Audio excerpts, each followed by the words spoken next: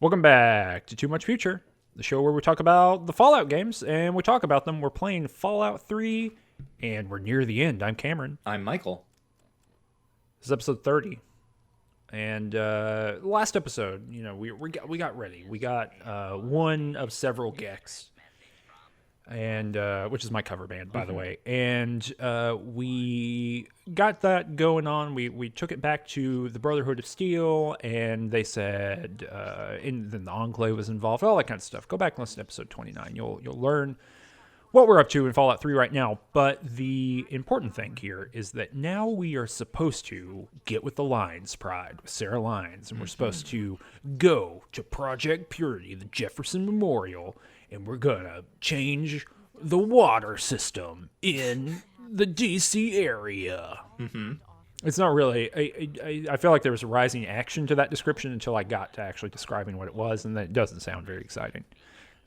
Despite being, I think, a good science fiction concept. I was going to say the interesting thing about kind of the overall plot of this game is that it feels like an action movie plot, but it is impossible to describe it as if it were an action movie. It's really similar to the film Total Recall, actually, where it is on face, and the things you're doing, the things the protagonist is doing, are action movie things. But in Total Recall, the main plot is, the big ending or concept is who gets to control good air. Weirdly enough, this is just kind of the plot of Total Recall. Yeah, I didn't think about that until I said it. Well, here's something I thought about in between our two episodes, and this is maybe spurred by some of the discussion on the Discord.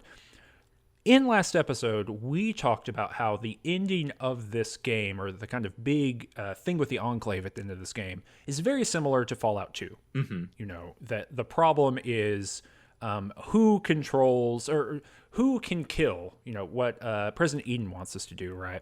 Who can kill the mutated things in the world, and then, I don't know, control things, with the water. And so that's what the Enclave wanted to do here is exactly what they wanted to do at the end of Fallout 2, just through a different method, right? Rather than the air, changing the air and killing everything that's mutated with FEV from Fallout 2, it's changing the water here. That's what President Eden tells us. But what I didn't think about at that time when we were talking about that is that really this is just a combination of the end of Fallout 1 and the end of Fallout 2. Yeah. Because it's also about water and clean water. Uh-huh. I just didn't think about that. It's wild to me how much this remediates the first two games. I mean, we're going to get there because, of course, we have to go back to the vault. Yeah, we got a little bit of a distress signal. Yeah, we got distracted. We came back. We had the final mission all lined up to go. We have to retake Project Purity with the Lyons Pride. But then, you have to fast travel back to your home in Megaton and take a little nap so you can get well rested and maybe sell some things or clear out your inventory. And the second you get to Megaton, or like back in kind of the vicinity of Vault 101, your Pip-Boy picks up a distress signal from Vault 101, and if you listen to it, it's your old friend Amada, who is saying, if you're out there and you're listening, please help us. My dad is going, quote, mad with power. And that's all is that things aren't going great in Vault 101. Amada's dad, the Overseer, is mad with power, and she would like you to come help.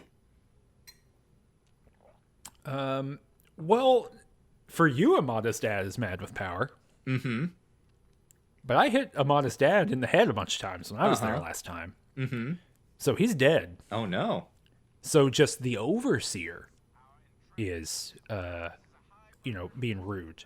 And we'll find out, I'll give you a little bit of info about that. Because I think it's interesting the way that you handle the your initial escape, right?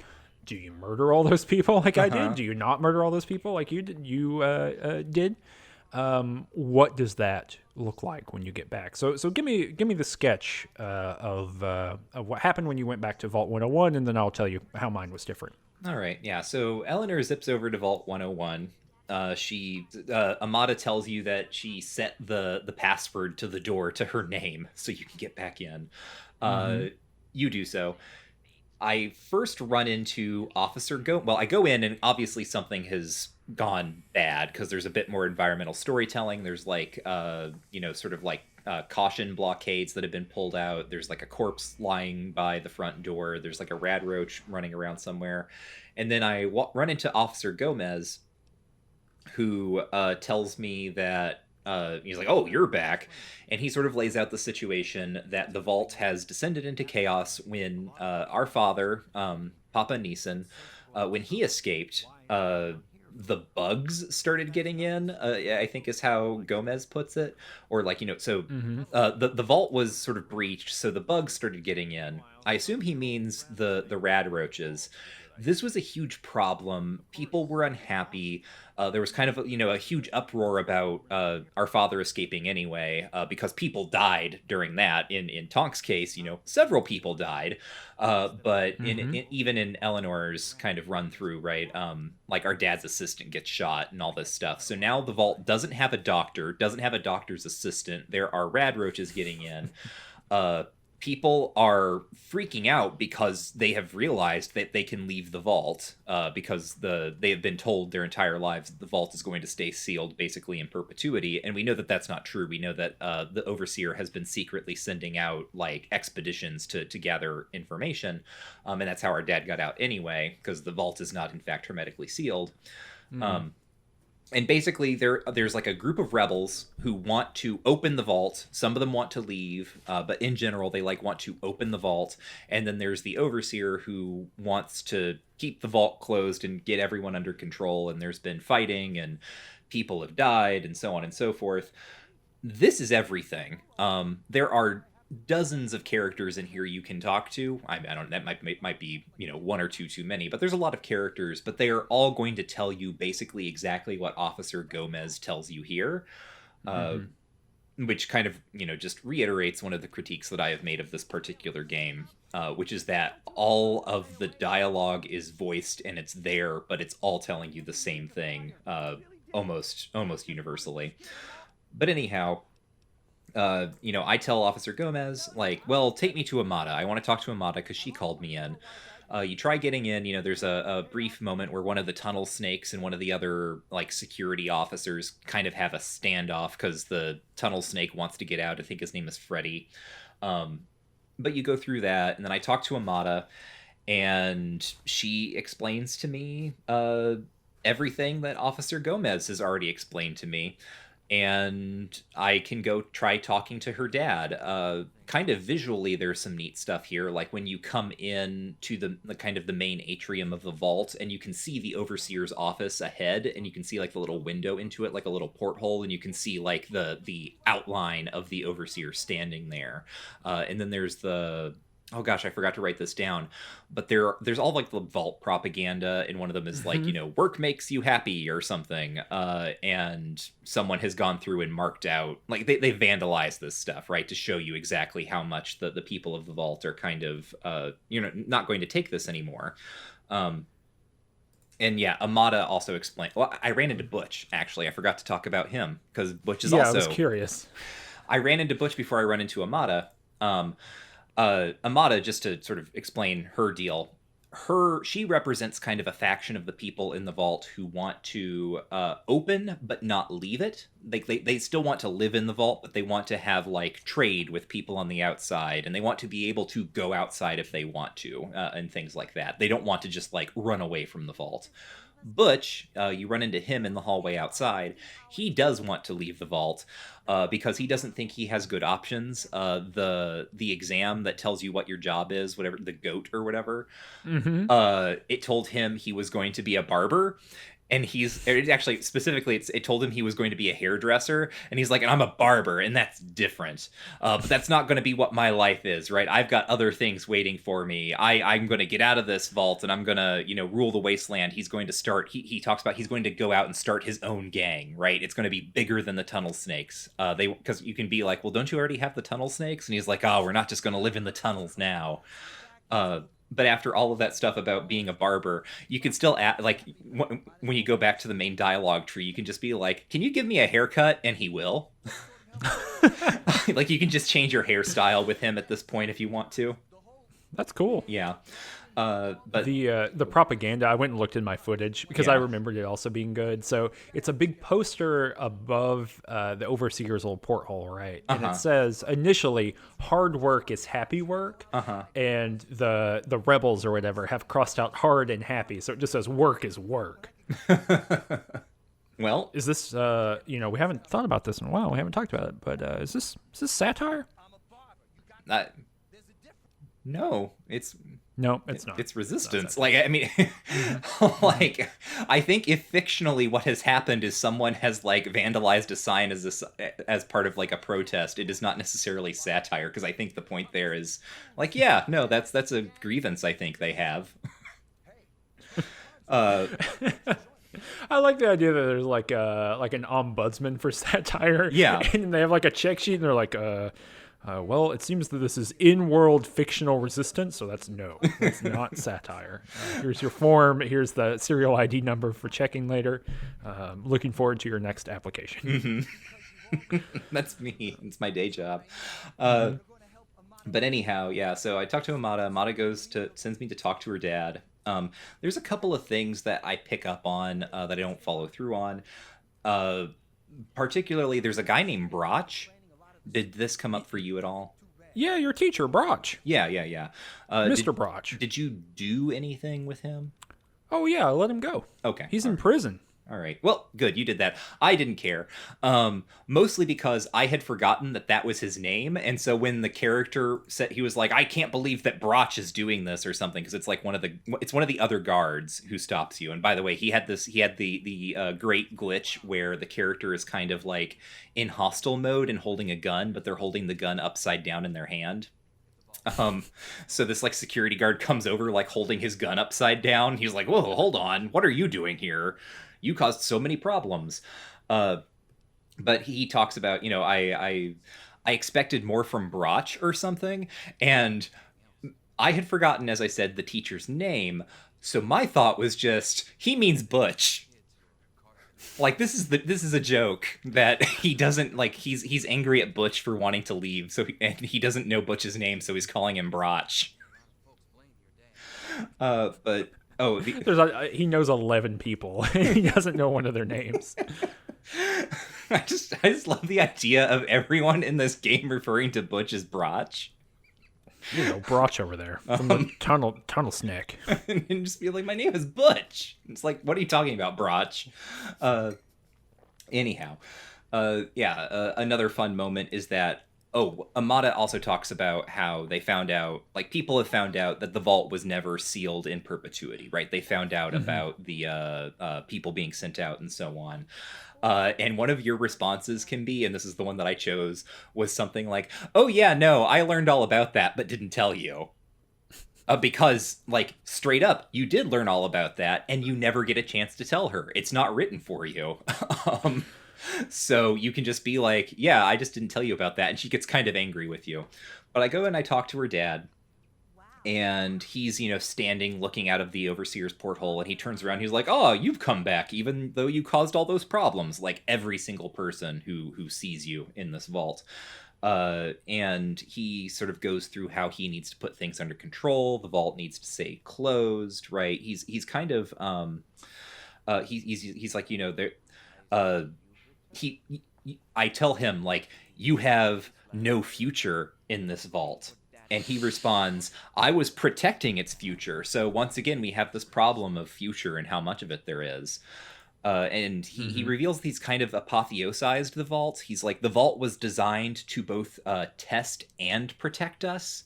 So there's this implication that he's kind of like internalized the vault tech edicts to such a degree that, it's like if we don't do things the way that the vault has been set up for them to happen, then we will have failed a test, and we will therefore be unprotected in some way. Mm-hmm. Also, he continually refers to Eleanor as a young man in this dialogue, because Huh. they didn't either they did not they forgot to record the dialogue where he would have had the appropriate like gender line, or it's just a bug. I don't know, but that's what he does. Hmm. Um, he talks about this stuff, and then I get some speech checks, and I 100% them all. or actually the one of them. It's like Eden, right? There's one speech check, and everything is kind of sort of clear. And basically, I told him, like, there's not enough people in here for you to have a continuing society. And he realizes, like, this is what makes it click for him. He's like, oh god, we're the last, remaining stock of pure humanity, and we're doomed. And I'm like, this vault only had one goal, which was to keep people alive this long. Like, you're done for. Like, just give it up, man. And he's like, you're right, but the vault still needs an overseer. But they need a new overseer, and I know just the person. It's my daughter.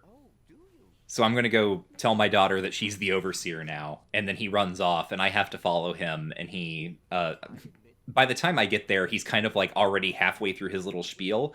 But then he makes her the overseer. And I'll pause here. So how did this go for Tonk up to this point? Oh, this went way different. So, so Tonk shows up, and Officer Gomez gives me the same dealio. I learn all the same information over and over again. Unfortunately, you're exactly right. I talked to a bunch of people here, probably more than I've talked to in any other place, and you're right. The conversation's basically like, hey, what are you up to? That's one option. The other is, tell me about the rebels, and the other is, like, goodbye, basically. Mm-hmm. So they all told me about the rebels, and it's basically the same information, which is a bummer. I went in to save, because you have to walk by the security station to get to where the rebels are, and so I forget how I ended up with the passcode. Sorry, I don't remember how I got here, but I ended up with the passcode to the cell door in the security station. Mm-hmm. So I use that. I opened. I read through the computer, and the computer says there's a letter that's from the overseer to the security chief, and it's like, hey, we're gonna do a midnight raid on the rebels, and we're going to go in with live ammunition, and it's like 3 pages long. It's a lot of text for this game, and it's like, we're going to go in with live ammunition, we're going to teach them a lesson, we're going to kill them. So basically it's like the overseer is going to kill the rebels straight up. Like there's no more peace involved. So I go in and I open up the thing for Mr. Broch, and he's like, hey, what's up? Well, I bet the goat exam didn't tell you about this, did it? About what you're doing now. And he says, you should probably read the computer. Just FYI. Which I'd already done. So I let him go, and I go talk to Amada and do all this stuff. And she basically says, hey, if you could resolve this without violence. Because her dad's not there, right? It's just the new overseer. Mm-hmm. And she says, if you could resolve this without violence, that would be great. There's already been a lot of violence. And I said, okay, that's fine. The thing, did you talk to Andy the robot here? No. Okay, so Andy the robot's like in one of these little rooms, and he is sitting or floating, I guess, with a corpse that has one leg. Oh, I think I went through this room. It's Beatrice, because I saw this. I didn't talk to the robot though. Gotcha. So the robot has been made the doctor. Uh-huh. Since there's no doctor. And he says, you can say, oh, what happened to her? Because he's covered in blood, all this stuff. And he says, wouldn't you know it? Beatrice stubbed her left toe, the big one. And so, of course, I had to amputate. Mm-hmm. So it's like very disturbing. And so, you kind of get this information from him. And it's a little bit of a weird joke, and it kind of doesn't fit in the rest of this, like many jokes in this game. Uh-huh. There's also a terminal on the ground. Did you read through this terminal? No. Like, I saw it, and I was like, I should read that terminal, but I'm not going to, because what are the chances that it's literally just an asset from when I was in here last time, and it's stuff that I've already read?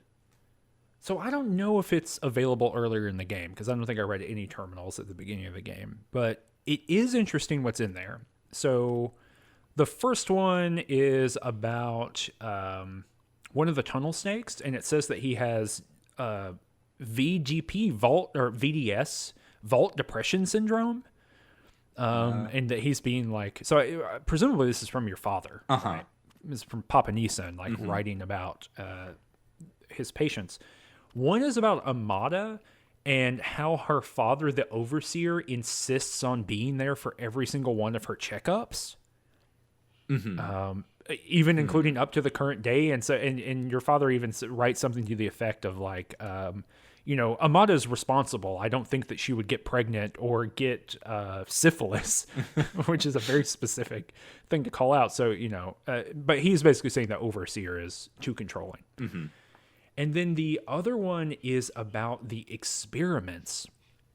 And wouldn't you know it, going all the way back, looping back to Fallout 1, Papa Neeson continued to do his Project Purity experiments in the vault while he was there using stolen water chips from the vault supply. And that's how his assistant, I'm blanking on his name. Oh, gosh. Jonas or something? I think Jonas. That's how he found out. That's how he became like in on it with Papa Neeson. Oh. Is that he found him doing the experiments. So it was actually kind of some interesting stuff. I don't know if you could see that earlier. I didn't see it earlier. So I go and talk to the overseer. I don't think I wrote the dude's name, but he's like one of the security guards, basically. Officer Mac. Oh, okay, yeah. From earlier on, and he's in like full vault security garb, and he's got like a rifle on his back. And he's like, he gives a similar kind of spiel to what you just talked about. He says, look, these people cannot take care of themselves. If we open this vault and they start doing things in the wasteland, they're all going to die. And also, if everyone's down here, then I have all the power. And why would I give that up? So he is like this very two-dimensional, exactly what you might think. It's like temp dialogue, but that's the character. And I don't say that to be like mean or uncharitable, but that literally is the depth of it. It's like he has power, so he would want to keep power. Like, and there's no additional thing to it. And so he's just kind of power tripping. And I said, yeah, I think I'm going to kill you now. That was like a dialogue option. I was like, I think I'm just going to kill you now. This doesn't seem worth it. And he was like, good, because I was going to do that to you. And then I hit him very hard with a powerful sledgehammer.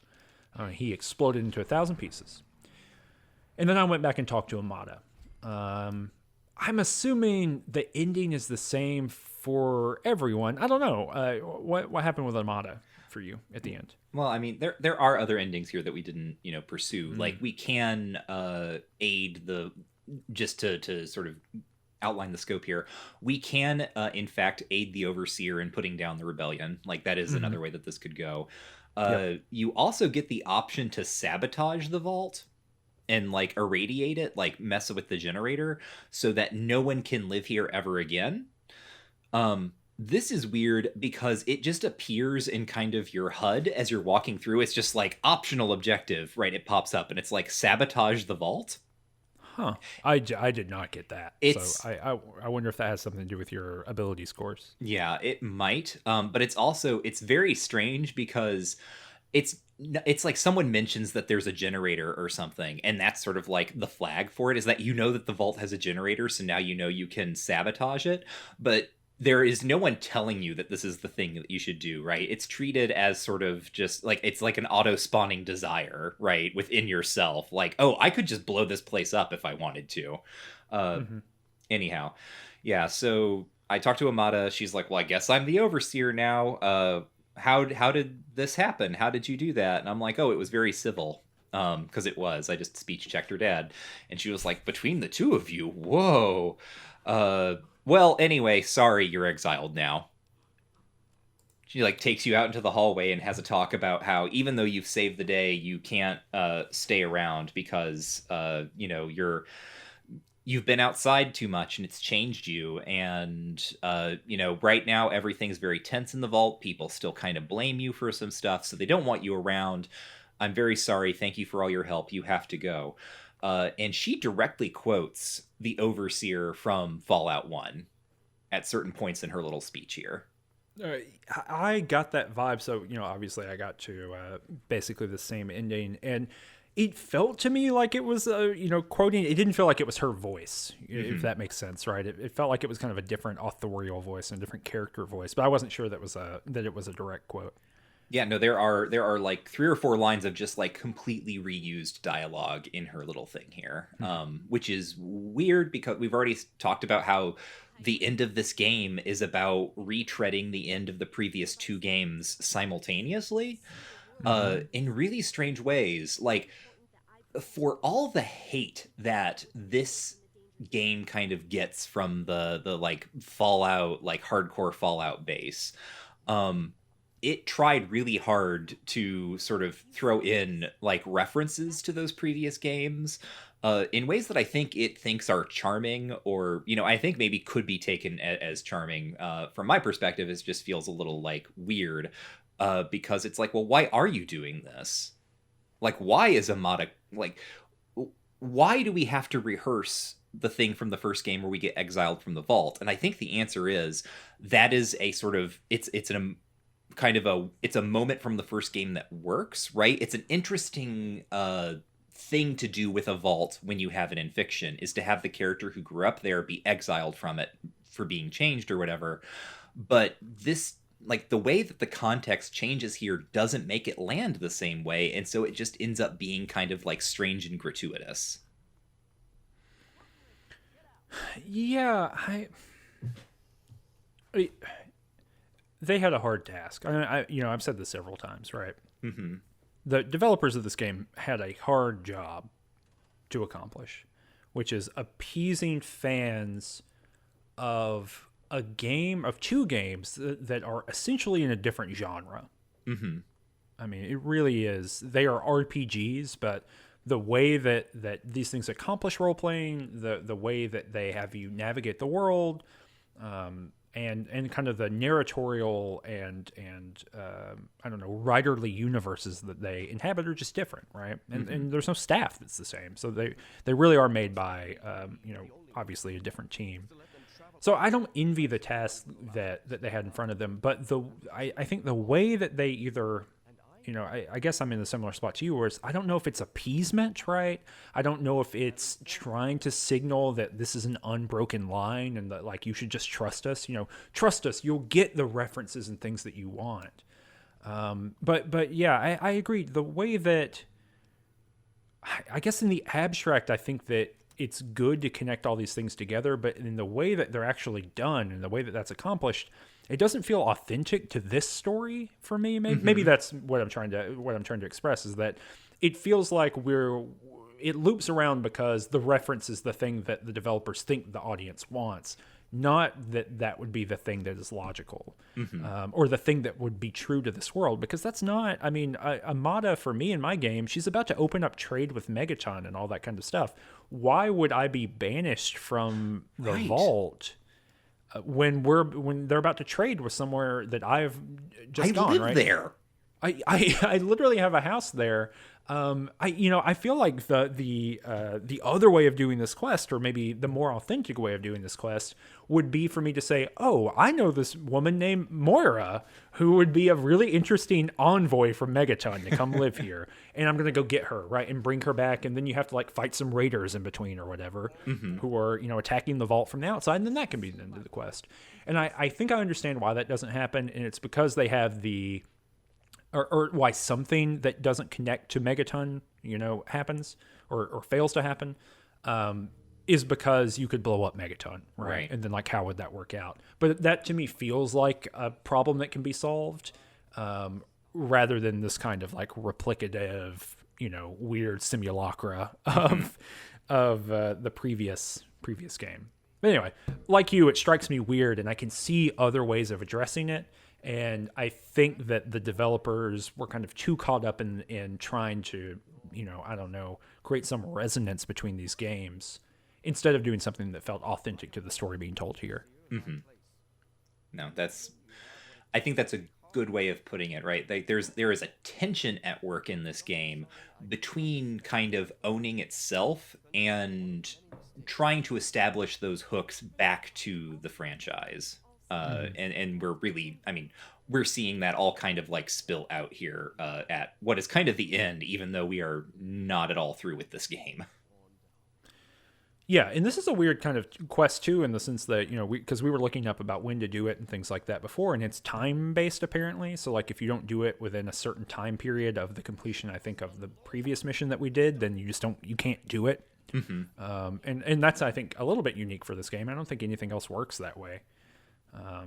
So I thought that was weird too. But yeah, so we did that and then we left and we're banished forever and we can't ever go back, even though they're like establishing a trade hub Mm-hmm. in my game. And now we are going, zipping back to the Citadel and hanging out with the Lion's Pride and getting ready to assault Project Purity. Yeah. So basically, right, we get there's kind of two endings here, right? There's this return to the vault is kind of a little tie off to the arc of your character. I feel like in a certain way, right? It's touching on kind of the context that you emerge from. Really, like our entire first video, like you spend a good amount of time running around in the vault doing stuff in kind of the tutorial and the prologue. And then we have to end like the game, and I guess for better and worse, this is like nothing that was done or could have been done in the earlier Fallout games. The the thing that, well, let's talk about what they do, because I think this is probably going to be the same for us. There's a giant robot that the Brotherhood of Steel has. What if the Fallout world, right? The Fallout United States, when they were having their war with China, when the Chinese invaded Anchorage, what if they built a giant 1950s style humanoid robot, i.e., the Iron Giant, like the cartoon? What if there was one of those, and it existed only to fight Chinese communists, and then you got to like run around with this thing while it blew up Enclave soldiers, because the Brotherhood of Steel has like rebuilt it and reactivated it, and they like pick it up on a crane. Like it's a neat set piece because it is huge, and you get to see it like picked up and like dropped outside of the Citadel, and then you get to follow along behind it. But in terms of like repeating things, it feels like a weird echo of the end of Oblivion, where Mehrunes Dagon shows up, right? It's the big guy stomping around the city. So they kind of go back to, like, Bethesda goes back to their own well at this point. And then sort of the second thing that's weird about this, so to properly contextualize it in 2008, I remember lots of people talking about how, like, this was really cool and funny and so on. Because as you're chasing behind this giant robot, it's shouting things, like embrace democracy or be annihilated. And then it like blows some people up with its laser vision. And that is funny, right? That's like, I can see like, there's that little glimmer of Fallout humor, right? That sort of like, not necessarily satirical, but parodic, right? The sort of wry, looking askance, a little bitter, cynical kind of humor. That's great. Fantastic. I love it. But that's like one of three things this robot says, and it repeats them constantly for the entire 10 minutes that you're walking behind it. And this is all you do. You don't have to fight here. You just watch this robot blow crap up. Yeah. Democracy is not negotiable, Michael. Yeah. Communism detected. Yeah, there are bits where so Sarah Lyons tells you this, right? She's like, oh, there are like energy fields or something that the Enclave is setting up, and those might stop the giant robot, which has a name. I can't remember what it is. It's like Patriot One or something. These things are set up, and you encounter them, and the robot comments on them, right? It's like, barrier or barricade detected, so on and so forth. And it sort of assesses the threat, and then it says probability of mission hindrance 0%, and then it just like leans over and smashes it. Again, funny the first time, then it does it 2 more times. And literally, like, you can see this in my footage. I don't know what you did, Cameron, but I just did not try anything. I just walked around because this is all there is to this mission up until this point. Yeah. I think it is. It is cool. It works. It really does. I think part of it is the novelty, Uh-huh. right? That it doesn't. And I wasn't even thinking about the end of Oblivion, although obviously those things are connected. But yeah, I think it works in a general sense. It gets a little bit. The pathway is too long. I think Mm-hmm. because it's not just that it does it several times. It's just that like by virtue of this robot walking around, you have to take the physical pathway, right? You can't like scoot across the water like you would do if you were actually playing the game. Mm-hmm. And so it seems like their world design kind of I don't know, hurt them a little bit here. I don't get the sense that this was designed to be something that would take like 7 minutes to happen. Mm-hmm. And if it were, I think they would have, I don't know, created some novelty or something to it, added a little bit more to it. But yeah, it's a cool robot. I think this like works as a thing. There's like vertibirds flying around above it, and it's like blasting them out of the sky. And I got to see most of the Lion's Pride get exploded by Yeah. a bunch of exploding cars. They are not good at avoiding that kind of thing. No. It was good. I enjoyed it. I thought it was a good old time. And then you get into the Jefferson Memorial. Yeah, Sarah Lyons is like, "Hey, we." That's not Sarah Lyons' voice, but that's the kind of grizzled warrior fighting that they're, that she is. She's like, "Hey, we gotta get in there, and we gotta secure it." And so I just, rolled around swinging my hammer, clonking dudes in the old noggin. Until you get in there and you get into the center place, the place where you met Papa Neeson and where Papa Neeson died, of course. And lo and behold, there he is, Colonel Pillars of Autumn, Mr. Pillars of Autumn. the Halo himself. Uh-huh. And he's there, and he's saying something nefarious, Right, in his fucking Lindsey Graham voice. Oh yeah, that is his. I couldn't quite place it, but yeah, he does have the Coastal Carolinas voice. Uh-huh. That's Yeah. 100% his voice. And he's just there, and he's like, aha, now like the Enclave's plan has come to fruition. Once we've got clean water, people will come from all over and pay their fealty to us. How did this go for Tonk?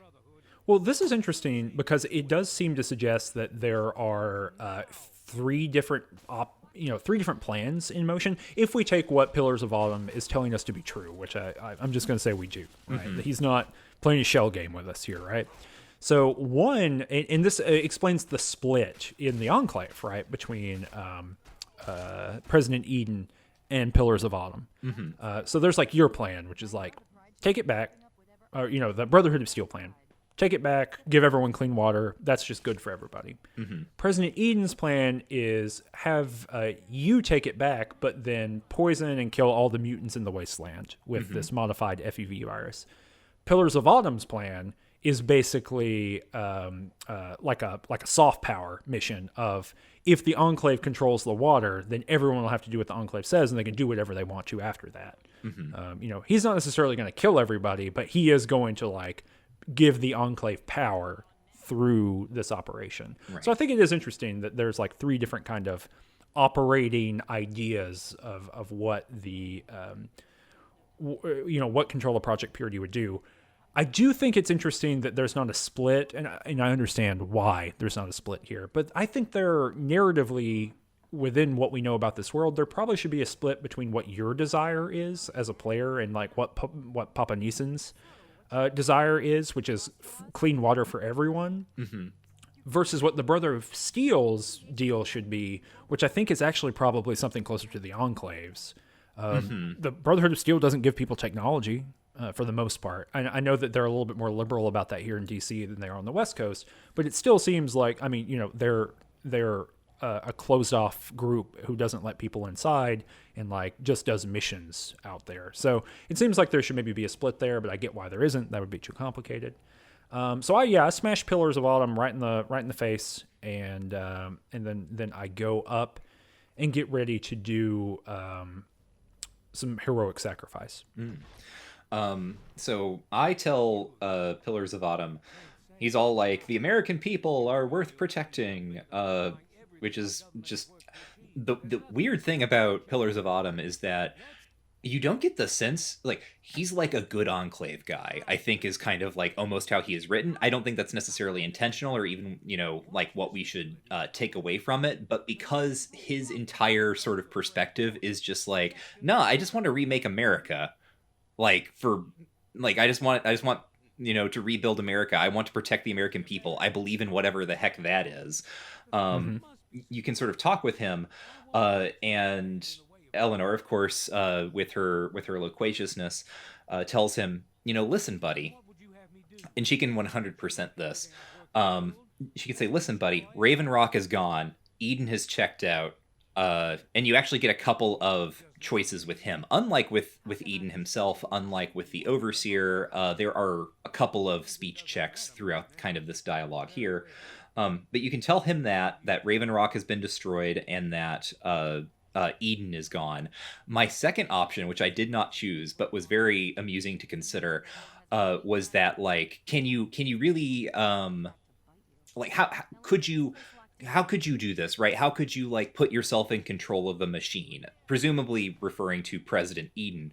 This speech option only had a 75% chance of success, presumably because I blew up President Eden.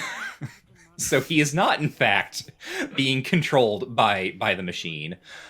But anyway, I talk Colonel Autumn out of it, or I'm trying to, and he's like, well, and then what about you? Like, you'll probably just shoot me the second I try to leave.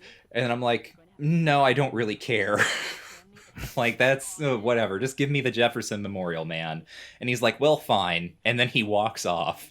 And Sarah Lyons is like, wow, you just let him go. I can't believe the Wasteland hasn't, stomped that out of you yet.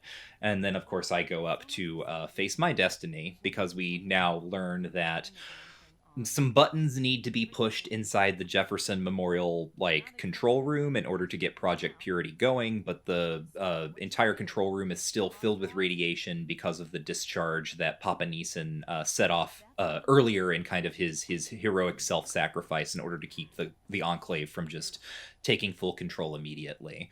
So Mm-hmm. now we have a choice. We could go in and get everything started, but we would probably die. Sarah Lyons is there, and she, is a warrior and a would-be hero, and she could go in, but she would also probably die.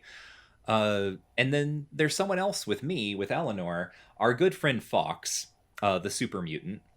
Mm-hmm. He was also with me way back when, in 2008, when little baby Michael was first playing this game.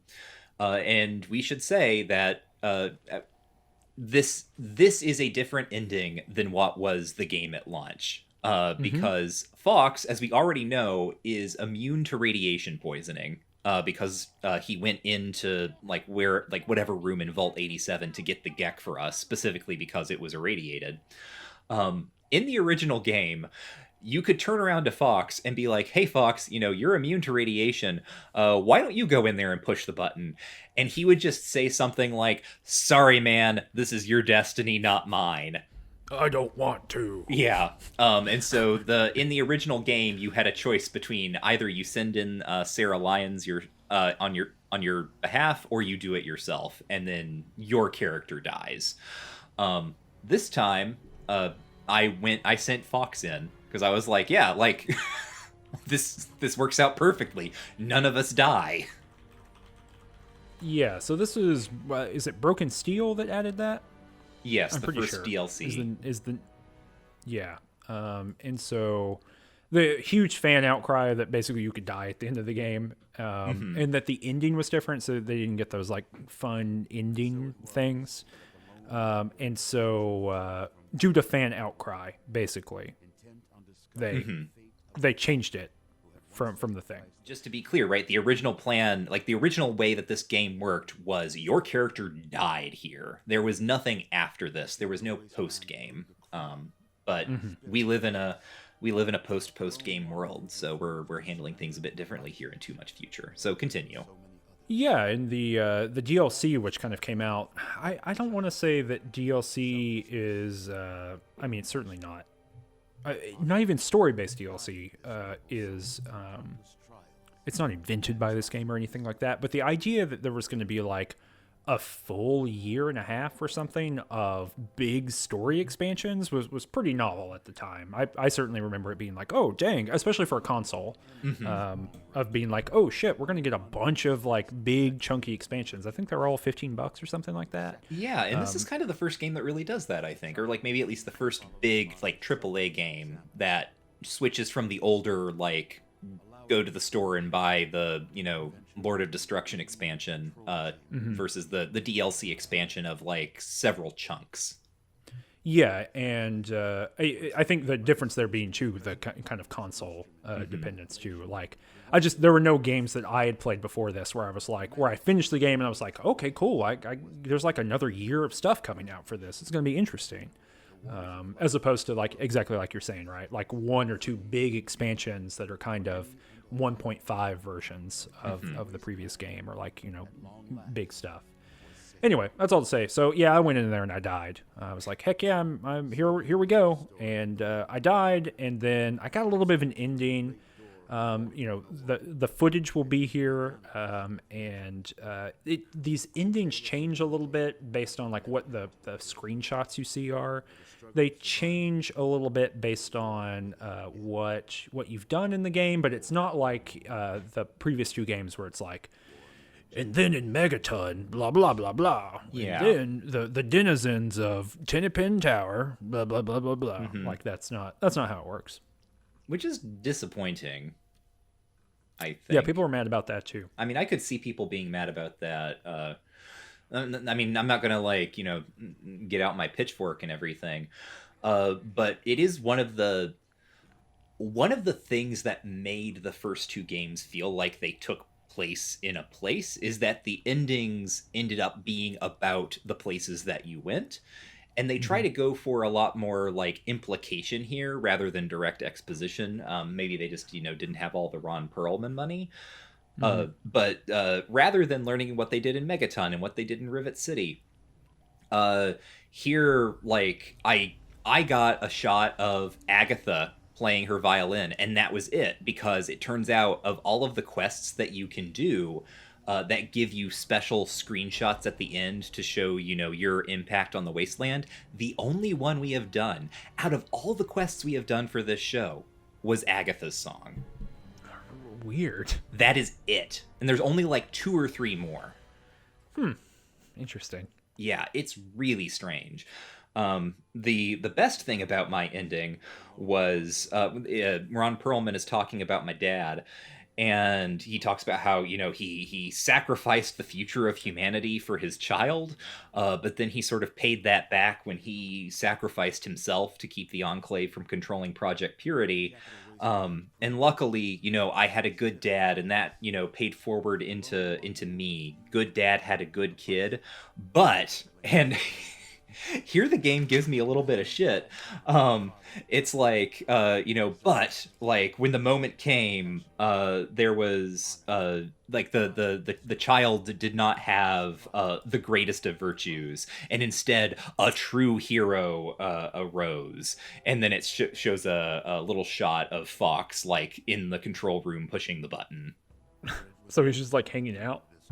No. It's like It's just like an action shot of him like hitting the button. Yeah, That's it's like the still frames like you see in the endings, and it's just like Fox like pushing the button and like the lights in Project Purity lighting up and everything. I just really like the way that the narrative. I think it's actually probably just repurposed dialogue from if you send Sarah Lyons in. But it's just very funny to be like, and then a true hero arose, Fox, who managed to escape from a jail cell yesterday and had absolutely no risk posed to him by going into this room. He's the true hero who made the real action happen here. It's all I'm just some crappy kid because I didn't want to go into this room and die. That's it's interesting. I didn't know that you could send Sarah Lyons in. I think you can, yeah. I think you might have to have a certain like charisma or speech or intelligence or something, but like you can do that. And I think you could do that in the base game. I just think that but the ending was the same, right? There was still no post game. Yeah, I just went and did it myself, and then I woke up 2 weeks later. It was not. I will say the only thing interesting about the end of the game for me, as far as what shows up in the little slideshow, is that I had neutral karma, and so the neutral karma thing that comes up, it says, you know, the Lone Wanderer or whatever, was the image of humanity with all of its flaws.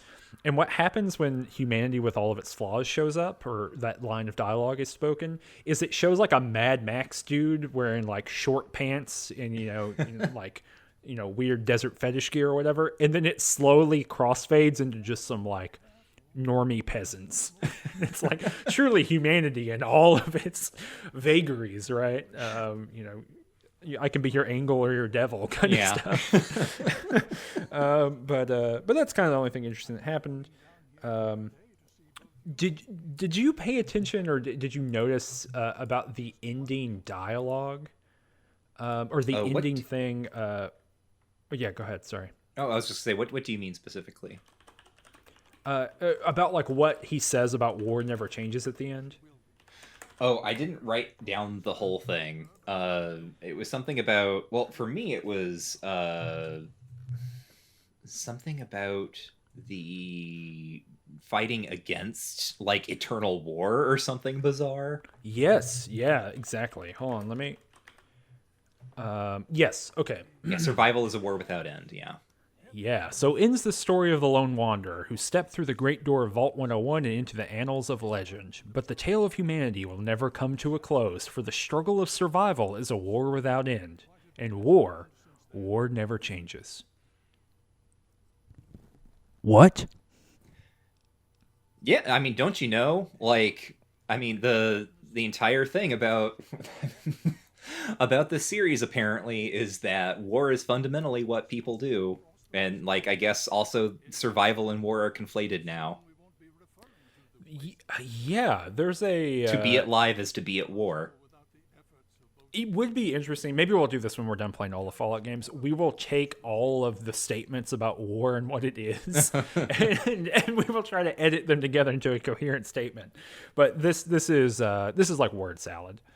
It is maybe interesting how war and how it stands in for other values is just sometimes an explicitly like Hobbesian state of nature thing, and sometimes has like all kinds of other historical content to it. I guess maybe what I want to say is that war has changed a lot, like a whole bunch, Uh-huh. and that's weird because it never changes. I heard. Yeah. And that's I mean that's sort of the end of Fallout 3. You will note, dear listener, that we are not at all done with this game, and not even the DLC. We won't be starting the DLC. There are like 2 or 3 entire areas of this game that we just have not even touched so far. Yeah, so what we're going to do is we'll probably have one.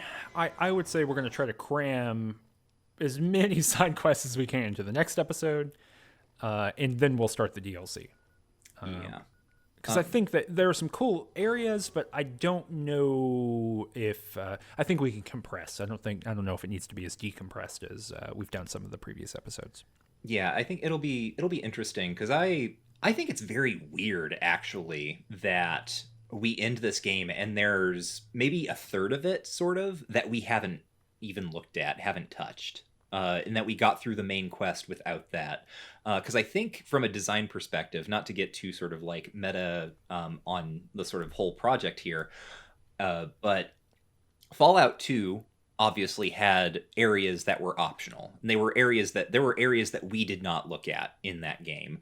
But sort of the way that that main quest was set up, from going to this place to going to this place to going to this place, meant that even if you didn't necessarily like do a full clean out of quests in a location, you encountered most of what was in that world through the main quest.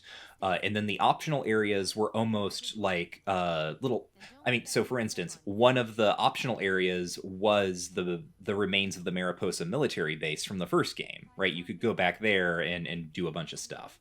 And I think there was like another military base. And anyway, the point I guess that I think is that needs to be made here is that this game feels like it looked at Fallout 2 and was like, what do people want out of a Fallout game? What do they like about Fallout 2? Well, they like the idea that there are just sort of parts of this world that you might never see in a playthrough because you either choose not to go there or kind of the way that you navigate through the world doesn't take you there. Mm-hmm. Okay, I think that's fine. Um, but then the weird thing about it is like so much of what makes this feel like because this game feels very brief. So much of what ends up feeling like this makes this game sort of a full game, a full experience, makes the world feel full. Uh, becomes literally optional content, which is part of, I guess, a symptom of the Bethesda open world model. But then it has, I guess, this weird knock-on effect that all of these characters live in a world that they're never talking about Mm-hmm. because all of the stuff that we haven't looked at, no one's told us about it. Yeah, it is interesting that the main quest has like two kind of vectors, I guess, or maybe three, Mm-hmm. out from Megaton, which is like directly west, directly east, and then northwest. And a lot of the stuff, or I think the majority of the stuff that we haven't talked about, is either kind of buried in the capital itself, Mm-hmm. and maybe it's just I mean I don't know. We did the kind of chunk of side quests from Rivet City, for example, that take us there. But so there's like one major thing that we haven't talked about from there, and then the north of the map. Just kind of there's a couple things up there that are important, like Oasis, right? Mm-hmm. That just no one has directed us to. And I know that you've talked to a lot of people and you just never heard about it. So it's really weird. I mean, I guess the on the flip side, it's Bethesda being like, "Hey, look, we built a whole world, and it's up to you to go walk around and figure it out. Mm-hmm. Good luck." Yeah. And so I guess that definitionally creates novelty in the world. Mm-hmm. But it does feel like someone should be like, "Hey, do you know there's like I'm Jeff the Traveler and I go everywhere. Do you know about blah blah blah?" Right. And I'm not even saying this is like a particularly like negative thing about the game. It's just it's a very striking difference to me in sort of how talking to characters in Fallout 2, they would talk about, their trade relations with this other settlement, or they would mention something that they heard about some guy in some other place. And that really doesn't happen here. Which is just, Mm-hmm. it's an interesting, I mean, we are watching the Fallout franchise kind of try to figure out what sort of game it is in a completely different modality, is really what it comes Mm-hmm. down to. And so these are kind of we are witnessing the growing pains. Mm-hmm. Yeah, yeah. I don't necessarily think it's a negative either. It's more an interesting thing, and particularly because Oblivion. I'm trying to think of.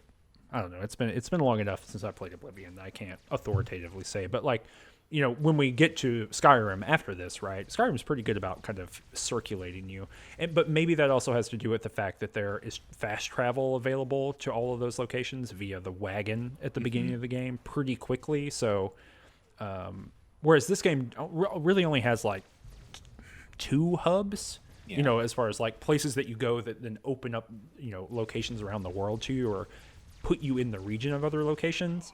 And both of the hubs, quote unquote, in Fallout 3 are in the same part of the map. They're both in, the south and in the southeast. So, yeah, I think you're right to call it growing pains in the sense that I think that their world design kind of ethic maybe here is changing. And we should kind of keep track of that and think about it in relationship to Fallout Vegas and then Fallout 4 too. Obviously different studios, but or Fallout New Vegas, sorry.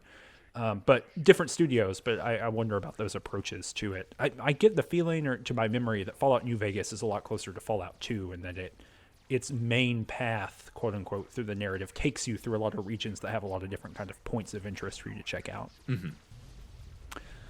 Yeah, great. Well, I think the end of this game is pretty, like we said at the time, very controversial, but I think it ends on like a pretty cool and high note. I think there's a lot of rising action and you do something really powerful and then you go to sleep for 2 weeks and you wake back up. Yeah. Okay. Well, the next episode we'll be digging into some more side quest content. I'm not exactly sure what that is, but we will figure it out. And then we'll be doing, I believe, one episode on all the DLCs. Although we've had some people in the Discord say that maybe we should give Point Lookout 2 episodes. I'm going to review what all you do in Point Lookout, and we'll make a call about that at the time. But yeah, we probably got 5-6 episodes of Fallout 3 left. And then we'll probably take a break between Fallout 3 and Fallout New Vegas, and then we'll be back for that. So we still have a lot of Fallout 3 to go, though. Mm-hmm. So, folks, remember, until next time, war never changes, but Fallout sure does. Everything changed when the bombs fell, except for